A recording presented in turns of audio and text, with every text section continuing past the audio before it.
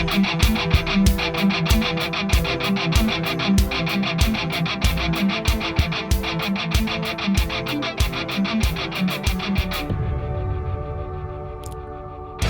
is Dr. Jerome Corsi with thetruthcentral.com. Today is June 1st, 2023.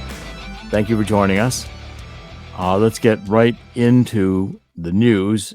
There's some big stories I want to cover today. The first one has to do with this labor leader in the UK who has made a statement recently saying that if Labour wins the next parliamentary election in Great Britain, that he will pull out of any further investment in oil and natural gas in the North Sea. Now, the North Sea has been one of the major sources of oil and natural gas for Great Britain, Scotland, EU. And if this is a major statement saying what he said, his name is Stammer. His last name is Stammer, Keir, K-E-I-R, Keir Stammer, who is the leader of Britain's Labour Party, which is their leftist party. If they win the next elections, they're going to put an end to oil and gas investments in the North Sea. He said, what we've said about oil and gas is that there needs to be a transition to renewable fuels.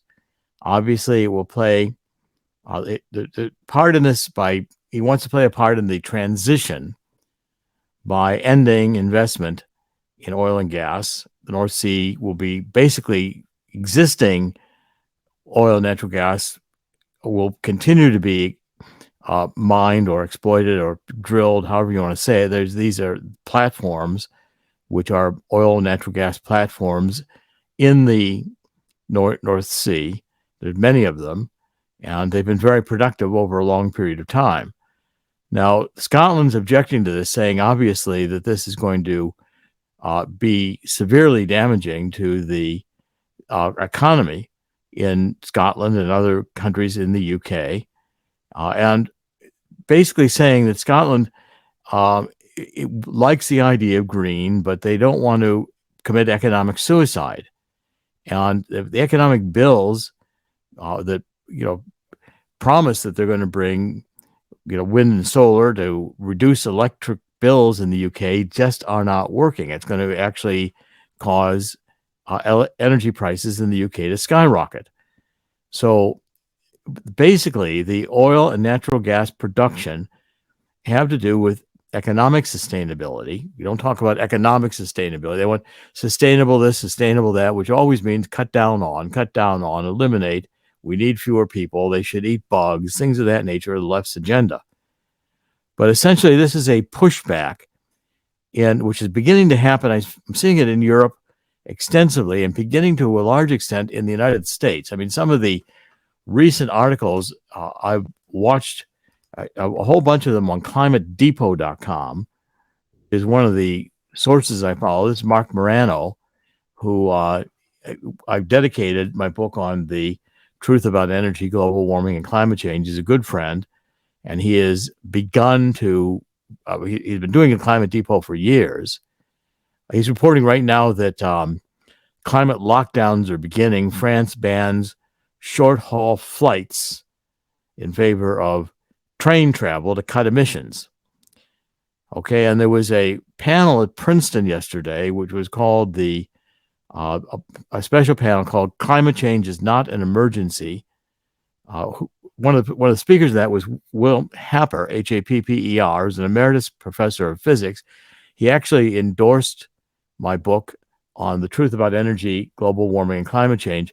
At any rate, this panel got going, and he was giving his presentation. Will Happer was speaking and saying that essentially that the media and policymakers are pushing a narrative laden with information and fear. Happer said you can't dial the Earth's temperature up and down by using carbon dioxide levels. He's absolutely right. And then they had a Zoom attack where they posted a doodle of male genitalia and the N-word over his slides. And so essentially the Princeton staff cut out the Zoom meeting and it continued in person. But there again, you've got the intolerance of the left. I want to read what Will Happer said about my climate book. And again, I'm going to reach behind me and get the book here off the shelf. These are real books. Hold on.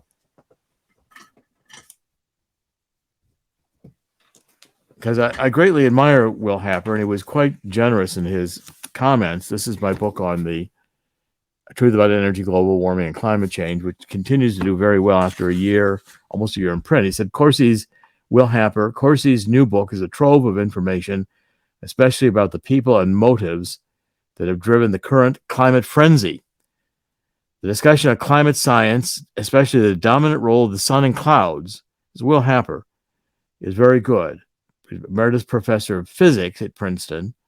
He was chair of the university research board from 1995 to 2005. He won the Thomas Alva Edison Patent Award in 2000. And what Happer said about my book, there are fascinating discussions of unfashionable and perhaps incorrect scientific theories like abiogenic hydrocarbons or alternatives to plate tectonics. I talk about the expanding Earth theory. These help to clarify the all-too-human nature of science and how hard it is to initially distinguish between a paradigm shift and a mistake like today's alarm over carbon pollution. So again, we're seeing this pushback against the climate hysteria movement, and it's resulting in the climate hysteria movement getting more hysterical and more intolerant. Okay, let's move to the next story. And the next story, I think, is also very important. If we begin covering some of the economics here of the climate movement, BlackRock, which is one of the largest investment firms in the world, held an annual shareholder meeting on Wednesday, and CFAC, who sponsors ClimateDepot.com, and Chris Morano, the president, Craig Rucker, whom I've met, and he was there, and he questioned Larry Fink, who's the CEO of BlackRock, about this ESG, which is this environmental. It's investing in companies that are going for zero net emissions in 2050. So it's a politically ideological way to invest, and Fink answered the questions he was asked, basically because this ESG investing is not pure investing. Pure investing is you invest for return. You're looking for companies with the right price-earnings ratio, the good opportunity to get market gains. You want to maximize your return on investment. Here, you're minimizing your return to investment, or at least jeopardizing it, by investing in only politically correct companies that are on board with your climate change, anti-carbon dioxide agenda. And since that is a lessening of economic activity, companies you choose may not be the best choice on a pure investment gain criteria. Now, what Fink said was pretty typical, and he said that basically that the global energy transition is an important risk and opportunity for our clients to navigate their portfolios, because he essentially wants to see a durable long-term return, and he believes that the climate crisis, which he thinks is we're going to have an economic disaster because the world's going to heat up, and he wants to make sure that he is supporting companies which are working to prevent this economic calamity. Now, this is strictly ideology. There is no scientific evidence that the Earth is heating up because of carbon dioxide. And what people are concerned about is that BlackRock is touting this ESG criteria as a basis for scoring good versus bad investments. And in doing so, they're strongly influencing the options presented to their clients in a twisted way. A quote on this article here, which supports the CFAC and Climate Depot Mark Morano, said, for example, Mr. Fink has stated in comments to shareholders in the past that he embraces the notion of a climate emergency, the need to decarbonize energy. So Mr. Fink says the global economic transition is one example of an important investment risk and opportunity that our clients expect us to navigate their portfolios through. It is important to remember he approaches the issue from a world view not dissimilar to Al Gore. He's free to have that opinion, but that opinion of a need for climate action, when it finds its way into these ESG criteria, scoring good and bad investments, means that BlackRock is investing by politics and ideology, not by market performance. And a lot of savvy investors are moving away. BlackRock has lost billions of dollars because true investors are not interested in the ideology. Investing is a matter of return, and the goal of investors should be properly to maximize their economic return. Chris, would you like to comment on this? They just keep preaching this religion, or if you will, or the secular religion of climate change, hoping people will just follow along. But you always have to follow the money. These corporations like BlackRock, who want to sell you the idea of climate change and go along with the panic. It's just a way for all these people to make money. Remember the old the Inconvenient Truth movie with Al Gore? He talked about how green energy is the wave of the future. We need to invest in green energy, or else the polar ice caps will melt by, what was it, 2008, I think it was, or something like that, or 2000. Right, exactly. Yeah. All like these dire predictions. You had, the poor polar bears on the ice, floating on the ice caps, isolated, and all this other nonsense. But you look at where he was investing, and the idea was to line his pockets. Yeah, he became a billionaire, I believe, on his ideological support of this movement. And again, that was good for Al Gore, but the fact is that he was selling nonsense because his climate hysterical predictions didn't happen. And that's the history of the climate movement. Panic and guilt are powerful weapons. And they fear. Make money. And right. Fear. Panic, guilt, and fear are powerful weapons. You're all going to die if we don't do this. And you get a whole group of kids in classrooms and you tell them your parents, by burning hydrocarbon fuels, are going to kill your future. You won't have a future because the earth won't be here. Well, I mean, what nonsense. It's not, the changes that have occurred in geological time have been cataclysmic. We've been hit by massive asteroids. We've had thousands of years of volcanic activity. The earth is a changing place, and a little bit more or less carbon dioxide, which, by the way, has been diminishing in the atmosphere of Earth over geological time significantly. And we've had ice ages with much more carbon dioxide in the atmosphere. This carbon dioxide being the knob of the Earth's temperature, as Will Happer pointed out in that Princeton seminar, is just nonsense. And if they don't get their way, if you don't listen to them, they will just do what they did to Dr. Happer. They'll just try to infiltrate his presentations. They'll shout you down, but there's no reason coming from that side anymore. No, it's just all screaming and insistence to do what they want to do. And their whole goal is to be anti-capitalist. It's really a neo-Marxist movement. That's what I point out in my book.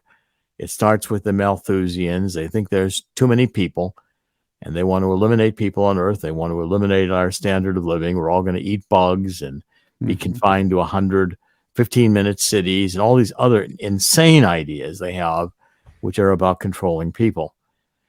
Let's shift gears and deal with a couple economic stories. The next one here is, of course, this debt ceiling has passed the House. It's now going to the Senate. And Kevin McCarthy, of course, made a last-minute deal, which was unfortunately predictable after the Republicans said, we got to change Social Security, we got to cut back Medicare, Medicaid. They have all these good ideas, which are just talking points. And then at the very end, they have a deal. I'm glad the deal ended it appears like it's going to end the payment hold up, not having to repay student debt. There's been a period of time where that's been suspended, the need to repay student debt. And if it goes back into place, we'll get something like $3 billion a month will be received by the Treasury, which of course is insignificant when we've got a $33 trillion deficit. The deal that was struck, and it'll probably go through the Senate there may be some debate in the Senate, again, more kabuki theater, which doesn't, just all for the cameras and talking points and re-election. This is basically just the uniparty in Washington, Democrats and Republicans just being Democrat-liked. are just caved in. And so essentially what they did is suspend the debt ceiling.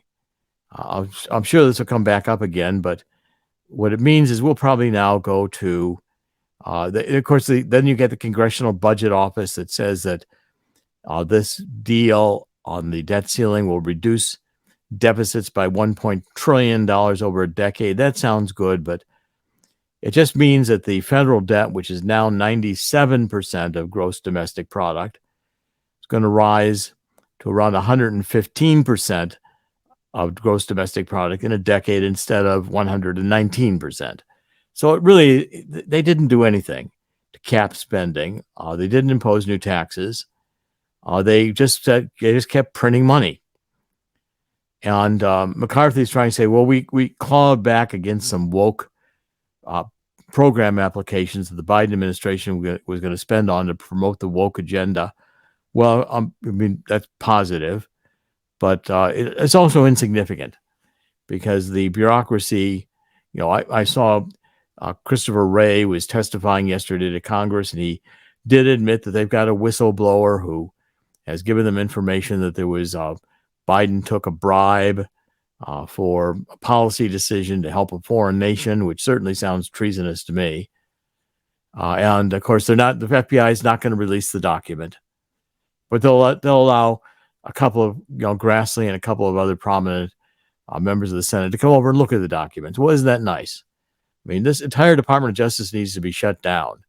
Once we have a political Department of Justice, it's ridiculous. I want to point out another good book. I'm going to reach back and get another book.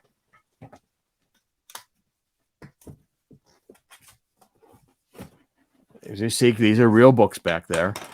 This one I'm especially pleased with. Hold on. There we go. A little disruption here, knocking my glasses on the floor, et cetera, et cetera. This one's especially good. James Risen, who is a very good writer. I like James Risen. I read him over the years. He's a 2-time Pulitzer Prize winning journalist. And he has done books like The State of War, The Secret History of the CIA and the Bush Administration. And another book he's written is Pay Any Price, Greed, Power, and Endless War. He's on to the deep state. And he wrote this book about The Last Honest Man, which was about Senator Frank Church, who held the church committee hearings in which he essentially exposed the extent to it. He was from Idaho, and he exposed the extent to which the CIA was being involved in politics by Nixon and others. He exposed the extent to which the Kennedys have been tied to the mafia, the surveillance of civil rights by the civil rights activists like Martin Luther King, by the NSA, the National Security Agency, and by the FBI. At that time, it shook the nation to the core because we had never imagined, this was 1975 when he had the church committee hearings. It's time for more church committee hearings. And maybe this book, I'm probably going to start writing about this. Maybe this book would prompt us to get another church hearing to expose the extent to which our woke government has gone 100% anti-American and is now defining patriots or those who believe in Jesus Christ or anyone they don't like, anyone who's white. We're suddenly white supremacists. We're suddenly terrorists. We don't go along with the government's agenda, which is very Orwellian. It's very much in line with a coming crackdown on anyone who dares think something different than the government approves as the official ideology. That's extremely dangerous. I never thought it would happen in America, and it's frightening. Now, at the same time, I want to do the second article here, which is something, again, we've been following closely over time, and now mortgage rates are going to go to the 7% range as the mortgage industry and the economy in general, economists realize that the Federal Reserve is not going to start cutting rates anytime soon because inflation is still persistent. When we have deals where we have a new increase of the debt limit. We're going to print trillions more dollars. Well, that's just inflationary. It's fiat money. And we're devaluing the dollar at a time when the dollar is under attack as the world's reserve currency. We're about to have a meeting now in the beginning of June here in South Africa with the BRICS nations. These are Brazil, Russia, India, China, South Africa. OPEC's going to join it. Iran is going to join the BRICS nation. They're going to have about 40% of the world's population, only about 25% of the world's economy, but that's going to grow. And they are very much going to be willing to use the Chinese yuan in international trade or the Russian ruble. Now, with mortgage rates at 7%, what this means is that the mortgage market is dead. So the average interest rate on 30-year mortgages with conforming balances, meaning they meet the Fannie Mae and Freddie Mac requirements, jumped to 6.91%, which again is, according to the Mortgage Bankers Association, that's just astounding. I mean, that's going to kill the mortgage market. And the statements are basically the Mortgage Banking Association explained that, quote, inflation is running too high and recent economic data is beginning to convince investors that the Federal Reserve will not be cutting rates anytime soon. So investors are pulling out, buying homes or properties for investment purposes. They're pulling out of the market across the country. And the applications for mortgages to purchase a home has now dropped for the third week in a row from already low levels. It's the third lowest volume since 1995. The two lowest volume weeks having been in late February this year, according to the Mortgage Banking Association. And at 7% rates, the mortgage market is going to basically dry up. And refinancing that's going to become a non-existent market because people are not going to be able, if they have low interest mortgages, they're going to keep them. Usually people are trying to find better rates on mortgages and will refinance to get a lower rate. That's not going to happen now. So people who want to sell their homes are going to be facing fewer and fewer buyers who are willing to pay the monthly mortgage cost at 7% interest on a 30-year fixed mortgage. People start going to flexible mortgages, flexible rate mortgages, etc. They're just going to tie themselves into potential dramatic rate increases as rates continue to escalate.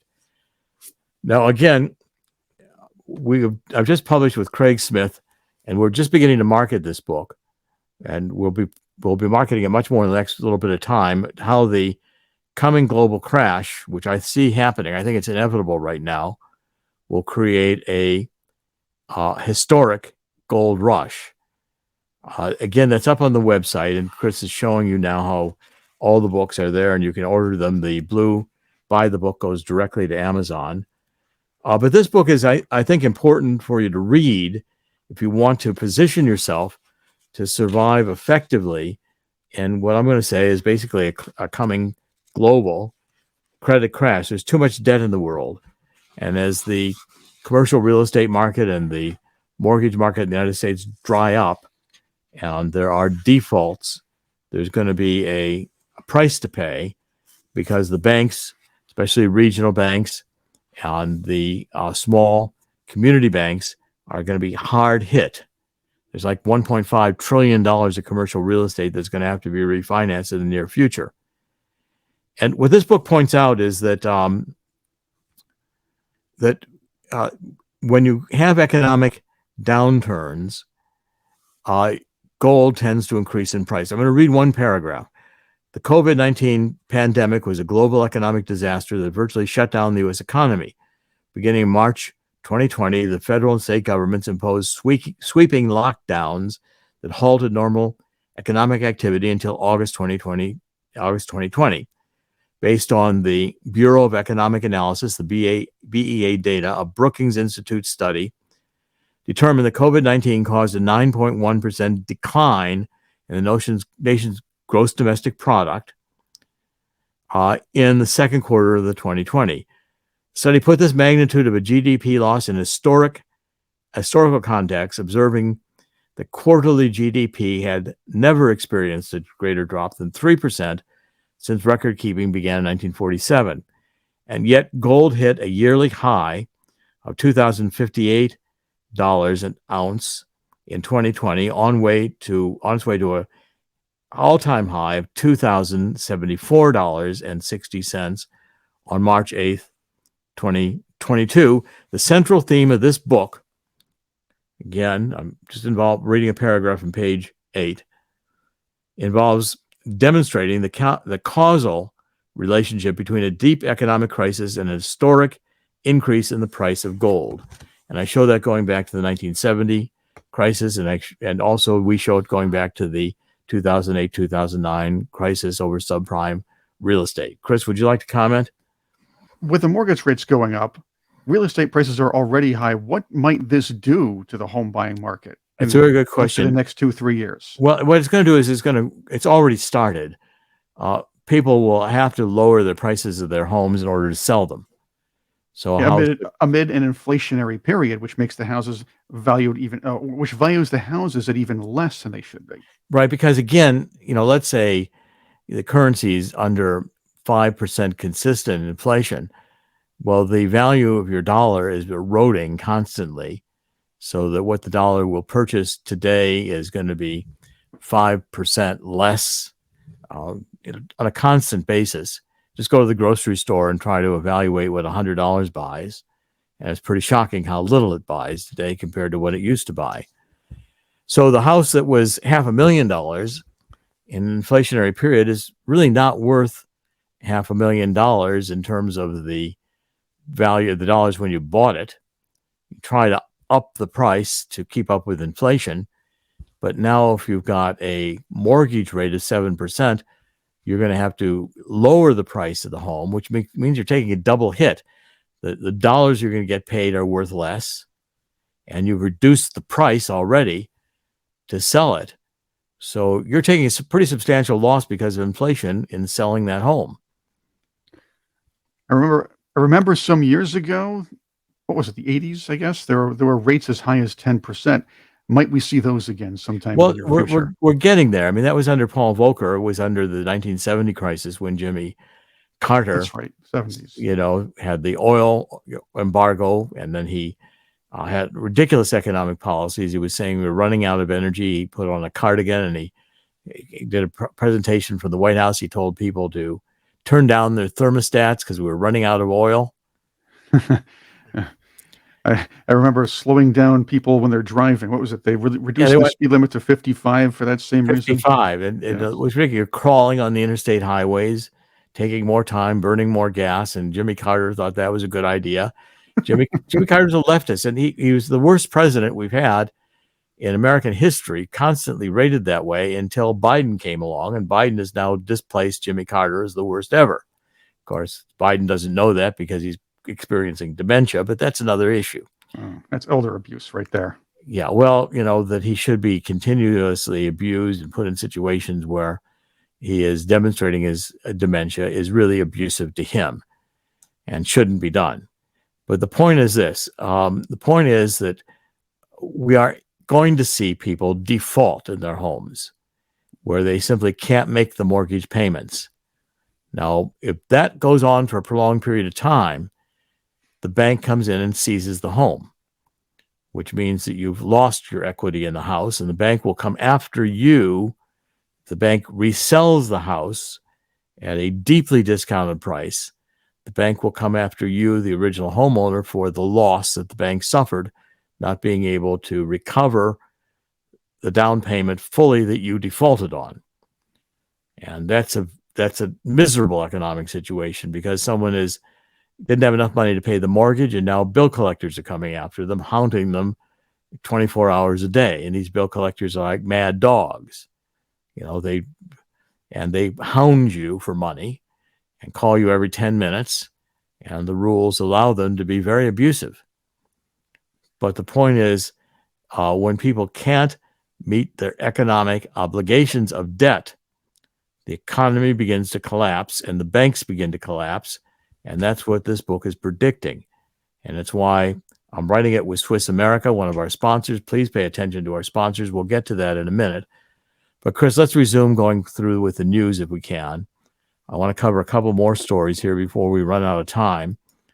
The Biden administration just approved $300 million in the arms package for Ukraine.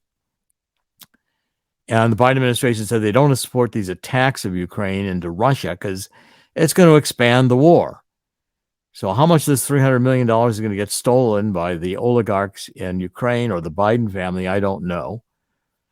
But again, it's ramping up the war. And what Russia is doing, he is Putin is ordering an invasion of Kiev. I think Putin is now attacking Kiev daily. And Russia has continued to wage a brutal war. These are the analysts looking at this, saying essentially that we're going to give weapons to Ukraine. We're going to give them training, etc. They're going to have this counteroffensive, and all it's going to do is it's going to push Russia into bombing, into submission, destroying the infrastructure in Kiev, the capital city.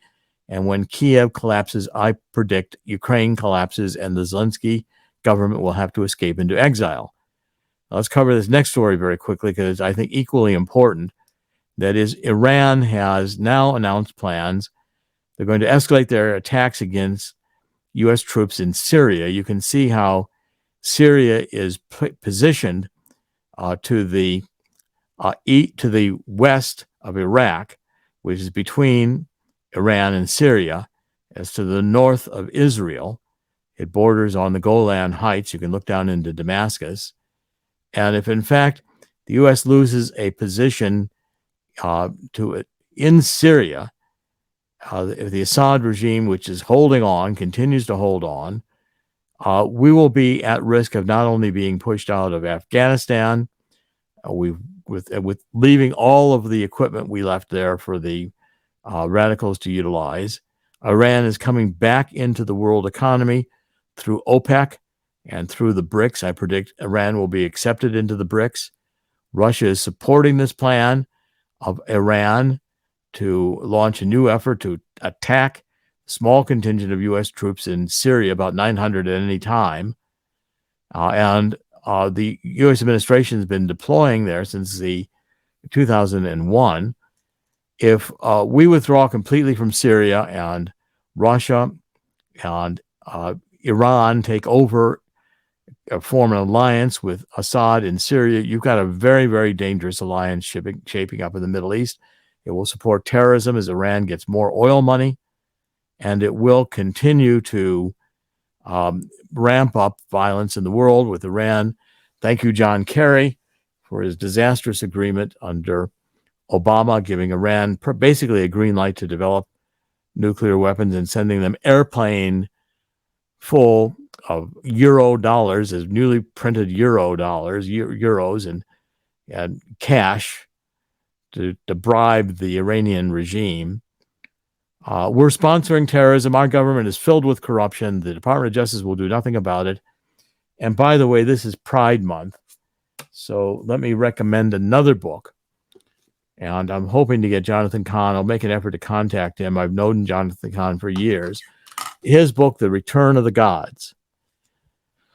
This is a must-read on Pride Week. He's basically showing how that when we become a secular society, as we have become, I've been writing about this theme extensively, that the gods of the ancient world, the demons, Baal was worshipped the golden calf when Moses was up on the Mount Sinai getting the 10 Commandments from God. Moses came down, he smashed the 10 Commandments, admonished the people of Israel, the Israelites, for building this golden calf and worshiping Baal. Went back up and got a new set of tablets from God. And the other gods is Ishvatar, who is a kind of male-female, promotes gender identity. And then you get Malak, who is the god of death, king. Malak means king, and preaches and has death from baby sacrifice, infant sacrifice, which is part of a demonic worship. And Jonathan Cahn points out how we've been killing millions of babies with abortion since Roe v. Wade. Interestingly, he finished this book on the day the Supreme Court announced the decision reversing Roe v. Wade, and he basically considered that to be kind of a biblically important moment from God.